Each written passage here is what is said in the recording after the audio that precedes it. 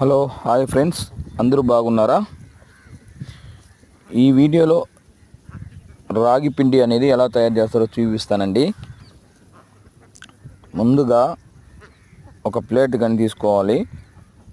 ఆ ప్లేట్లో మనకు తగిన ఒక గ్లాస్ పిండి కానీ మనకు ఎంత కావాలో అంత తీసుకోవచ్చు.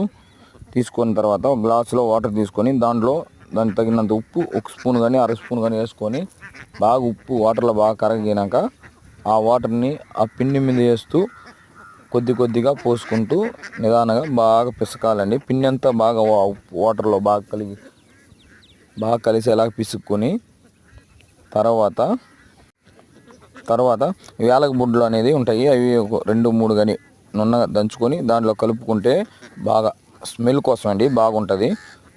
అదేవిధంగా నెయ్యి అనేది ఒక స్పూన్ కానీ దాంట్లో కలుపుకుంటే రుచికరంగా ఉంటుందండి. బాగా రుచి కోసం మంచి నెయ్యి కలుపుకొని బాగా పిసుకోవాలని, ఇంకా బాగా నెయ్యి అంతా పోసినాక తర్వాత మళ్ళీ పిసకాలని. బాగా పిసికిన తర్వాత గాడాగుడ్డ తీసుకొని ఒక గుండాలో వాటర్ తీసుకొని ఆ గుడ్డని పైన బాగా కట్టేసి ఆ వాటర్ అనేది బాగా కాగినాక దాని మీద ఈ పిసికిన పిండిని నున్నగా బాగా పిసికిన పిండిని ఎత్తి ఆ గుడ్డ మీద పెట్టేసి ఒక మూత అనేది పెట్టి బాగా 10-15 నిమిషాలు కానీ ఉడికిన తర్వాత పెట్టుకొని ఒక ప్లేట్లో పోసుకొని మనకు చక్కెర కంటే చక్కెర, కొంతమంది చక్కెర ఇష్టపడతారు, కొంతమంది బెల్లం ఇష్టపడతారు. అలాగా ఏది ఇష్టమో అది వేసుకొని దాంట్లో బాగా దంచుకొని బెల్లం కానీ దంచుకొని వేసుకొని పిసుక్కొని తింటే అంత రుచికరంగా చాలా బాగుంటుందండి. నాకు ఈ రాగి పిండి పిట్టి అంటే ఇష్టం చాలా.